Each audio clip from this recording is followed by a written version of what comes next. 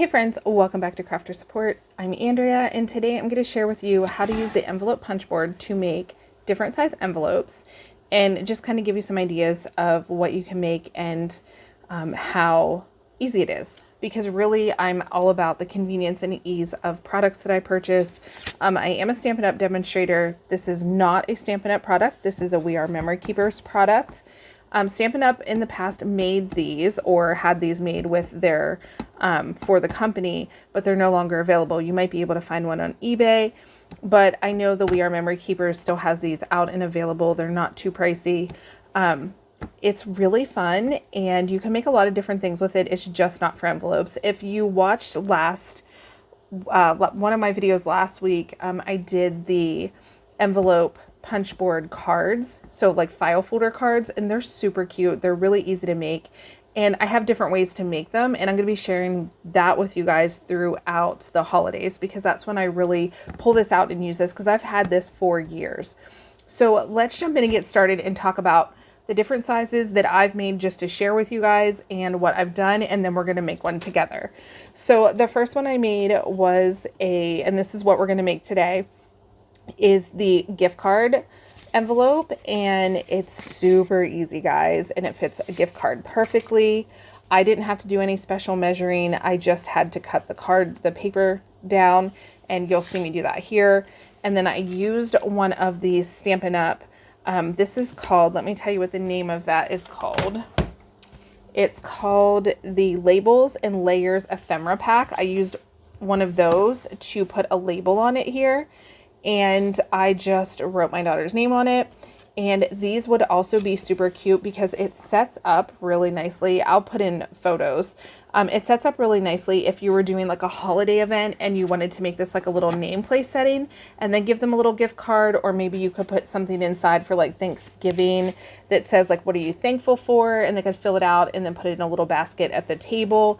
And then they could you guys could read over what everybody's thankful for, but it sets up so nicely with the designer series paper. It's the right thickness that you need to have a nice little easel card. So I thought that was a great idea. And then I made this one. I did some second generation stamping, which if you're not familiar with that, you will be soon because I'll be doing videos on it. I used another from that ephemera pack, and I just stamped "Oh Happy Day" on it. This could be like if you're doing a money card or something like that, just slide it down in here and ready to go. And then of course, just the basic envelope. I did this envelope. I put the little stamp here. I did some first and second generation stamping there, and it fits your cards perfectly. So let's jump in, get started, and make a card. So I'm going to slide this out of here. And what I'm using for this is the Brights collection. So this is the Brights. Here it is. I want to be able to show you. It's the Brights 6x6 designer series paper. You get a ton of paper in here, and you can make a lot of different cards, envelopes, ephemera, whatever it is you want to make with these 6x6 packs. So if you don't have a lot of space, these are great packs to purchase. All right, so the first thing we need to do, well, let's look at the envelope punch board. And I want to get ahead of myself. So with the envelope punch board, you have directions right on it. So it'll tell you what the first thing to do. So the first thing it says, select your card size. So I want to do a gift card, and my gift cards are 2 by 3.5. And this even specifically says gift card. It tells me I need to start with a 5 by 5 piece of paper, and I need to score at line 2. So where it says score, the score line, that's up here. So if you're a little confused by that, the score line's up here, and there's a scoring groove right here, and we're going to walk through that. So let's cut our paper down first. So it says 5 by 5, and I'm going to come up here so to make sure you guys can see it well. Actually, no, I'm going to come down here so I can see it well, so I do this right. All right, so we're going to line it up at our 5-inch line. If you're not familiar with this particular cutting board, this is from Stampin' Up, and it is it has a score tool and a cutting blade on it. So it's really handy to have. If you don't have one, you can reach out to me and I can direct you in how to get one. Okay, And then the next thing we're going to do, it says, so trim the paper, and we did that. And then it says align the left edge to score line measurement. So remember, it says we need to go to score line 2. So we're just going to go to the second where it says number 2, the score line. And we're going to punch. So we punch there. Oh, I should have showed you guys. It has an onboard tool, so you don't have to worry about anything like that. All right, so we punched at our 2-inch mark, and now we're going to score. So right inside here is a little groove, and that's just what I'm following with my tool. So you can see it just fits right in there. I'm moving left and right, but it's staying inside that little groove, and that's what we want. So now that you have your very first punch, you don't have to worry about these numbers at all any longer. What you're going to do is turn it to the right. So we're here. We're going to pull it out, turn it to the right, and we're going to line up where that score line is. So if you see this little tab right here that sticks out, I'm going to probably zoom in on the film for you. You'll see the little score line, and that's going to line up perfectly with the tip right here with this piece right here. You're going to have your score line right there. That's where you want it. Ignore the numbers, punch, and then you're going to score again. So we're going to just score down. We're going to pull it out. We're going to turn it, and we're going to do the exact same thing. We're going to line up that score line.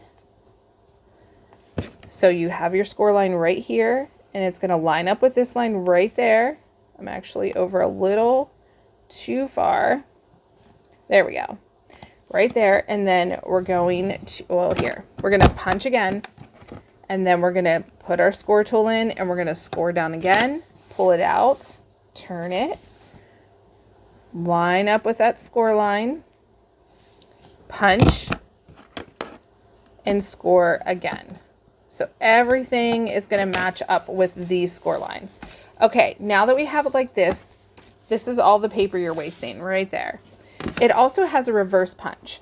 So you just slide it in the back like so and punch down, and I didn't do that right. Punch down, and then you have a rounded off piece, and then you're going to do the same thing to all 4 corners. And you know what? I'm doing it without looking. You should turn it this way. Like, this is how I see things better, is off at an angle, just because my eyes are weird. But if you turn it this way, you can kind of see that you're getting it in even.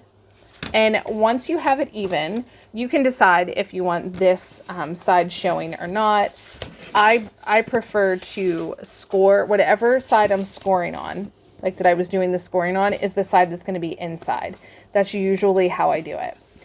But the easiest thing to do is, I don't like burnishing with that. This is great for scoring, but I think my bone folder just works better for burnishing the folds down. Okay, so then we're just going to fold our pieces in. And remember, this pretty much can be done with any size card that you're trying to make. All right, and then we're going to fold this piece in. So this is my top, actually. And you know what? I kind of think that I want to trim this off. That's what I did with the other one. I trimmed a little piece off because, see, it makes it right to the fold, and which is fine, but I like being able to reach down in and pull out my card. So I'll show you the difference here, and then we'll do it. So I trimmed this off, and that way there I could reach in and pull the card out. Otherwise, when you put it in like this, I mean, you can reach off to the side, but I just think it's easier to just come in from the center. So we're going to trim this off. No big deal. Let me put this down. And we can line up, just line up one of our ends that we want to put in and just cut it off with our trimmer. And then we're ready to adhere it all together. So we're just going to put a little bit of adhesive right here. Nothing major. We don't need anything crazy. So we're going to get our, I call this tear and tape. I actually don't know if that's, I don't remember if that's the name of it through Stampin' Up. I just know what I call it. Like, I give things names and I'm not always right. So I will have linked below what this actually is if it's not tear and tape. So there's that. And then we just press it down. If you burnish it down, it peels apart a little nicer, like the white comes off. And I basically do that because I have one of the tools, one of the Stampin' Up! Tools. It's the Take Your Pick tool. I just don't know where it's at because I have a massive amount of supplies that I don't have room for right now.